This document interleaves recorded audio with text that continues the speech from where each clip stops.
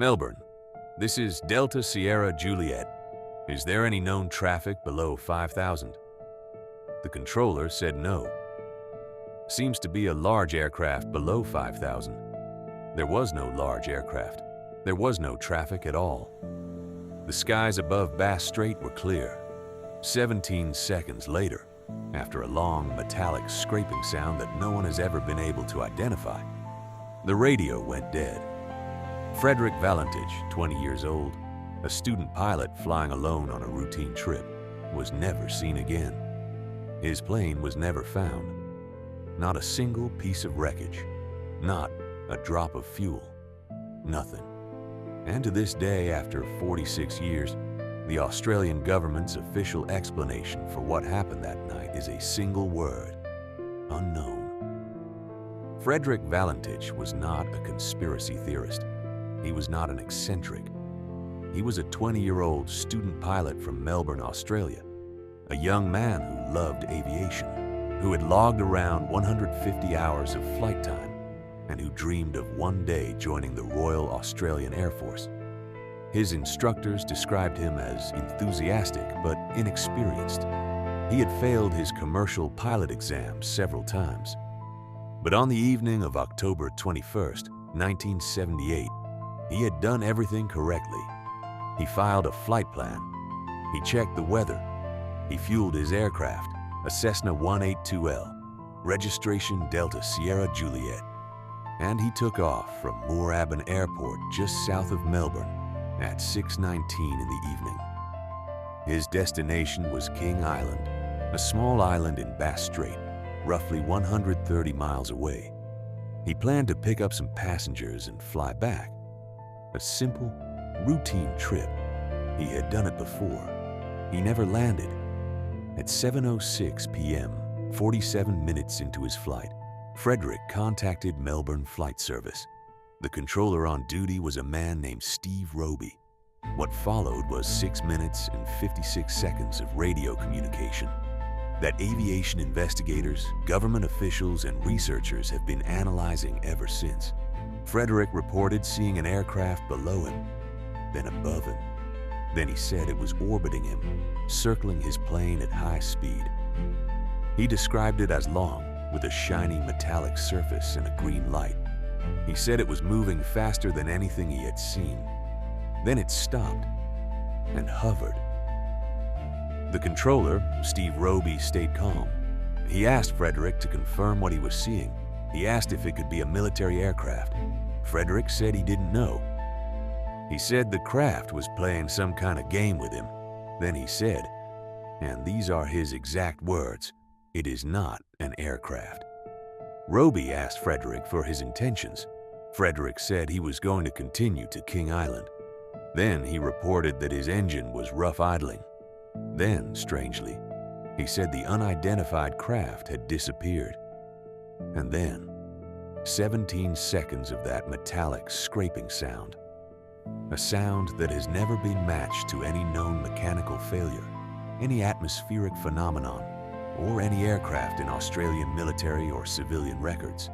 And then, silence. Steve Roby called Delta Sierra Juliet several times. No response. He alerted search and rescue. By 7:28 p.m., less than 20 minutes after Frederick's first call, a formal search had been launched. What they found and what they didn't. The search for Frederick Valentich was one of the largest aviation search and rescue operations in Australian history. Ships, aircraft, and divers swept Bass Strait for days. The area they searched covered thousands of square miles. They found nothing. Not a piece of wreckage, not a section of wing, not the engine, not the seats, not a personal item, not a drop of aviation fuel. The Bass Strait is not deep. In many places, it is only 50 to 80 meters. A crash would have left debris on the surface within minutes. There was nothing. What investigators did find were witness reports. A woman in Cape Otway, on the mainland coast, reported seeing a green light moving erratically over the water at around 7 p.m. A crew on a fishing boat in the strait reported seeing unusual lights that evening. These accounts were noted. They were not incorporated into the official investigation. After 5 days, the search was called off. Frederick Valentich was presumed dead. His body was never found. His aircraft was never found. His case was transferred to the Australian Department of Transport for a formal investigation. The most straightforward explanation. Frederick became disoriented over water at night, a phenomenon known as spatial disorientation, which is a leading cause of fatal accidents in inexperienced pilots. He may have seen his own aircraft's lights reflected in the water, misidentified them as another craft, panicked, and lost control. The problem? This explanation does not account for the transcript. It does not explain the metallic sound. And it does not explain the complete absence of wreckage in a shallow stretch of water that was thoroughly searched. Some investigators briefly considered whether Frederick had staged his own disappearance, faked his death to start a new life. There is no evidence of this. His finances were normal. He had no known reason to flee. No one matching his description was ever reported in another country. And King Island, where he was supposedly headed, had no record of his arrival. This theory has been essentially discarded by every serious researcher who has looked at the case. Bass Strait in 1978 was an active zone for both Australian and American military operations. Some researchers have suggested that Frederick encountered a classified military aircraft, possibly an experimental drone or a surveillance craft, and that the collision or incident was subsequently suppressed. This would explain the witness reports that were excluded from the official investigation. It would explain the complete absence of wreckage if the craft and debris were recovered by military units before civilian search teams arrived. What it does not fully explain is the metallic sound, or why the government would simply close the case rather than provide an alternative explanation. This is the theory that most people associate with the Valentich case, and it is also, remarkably, the one that was taken most seriously by the official investigators at the time. The Department of Transport investigation noted that the case coincided with a significant wave of UFO sightings across southern Australia in October 1978. Frederick himself was known to be interested in UFOs.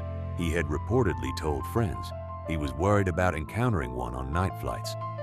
The investigator assigned to the case, Richard Haynes, spent years analyzing the radio transcript and witness accounts.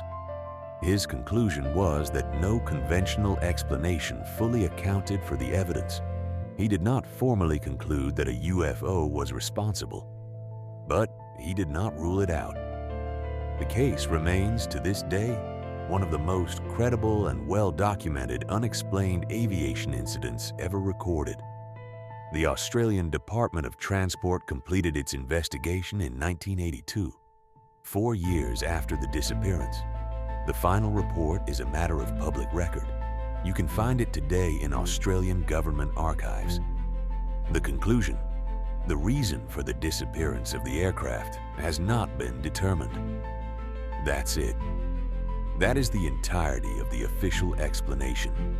After 4 years, after hundreds of witness interviews, after a thorough analysis of the radio transcript and the search records, the cause was listed as unknown. The witness reports from Cape Otway and from the fishing boat crew did not appear in the final report. The broader wave of UFO sightings from that period in southern Australia was not referenced. The case was closed. Frederick Valentich's father, Guido Valentich, spent the rest of his life convinced that his son had been taken by a UFO. He gave interviews for decades. He died without answers. And the Cessna Delta Sierra Juliet, a small light aircraft that should have left extensive debris in a shallow stretch of well-traveled water, has never been located. Not by the original search, not by subsequent investigations, Not by the ongoing advances in underwater search technology that have located aircraft in far deeper and more remote waters since 1978. Here is what we know. Frederick Valentich was a real person. He filed a real flight plan. He took off at a real time from a real airport. His radio transmissions were recorded by a real air traffic controller who had no reason to fabricate anything and who reported the exchange exactly as it happened. The search was real. The absence of wreckage is real. The government report is real. And the conclusion, that single word, unknown, is real. 46 years later, we are no closer to understanding what happened in the skies above Bass Strait on the night of October the 21st, 1978. We do not know what Frederick saw. We do not know what made that sound. We do not know where he went. What I do know is this. A 20-year-old kid took off on a routine flight, reported something that no one could explain, and was never seen again. And the people whose job it was to find out what happened simply wrote down the word unknown and closed the file. I've given you the facts, all of them. Now I want to know what you think happened. Leave your theory in the comments.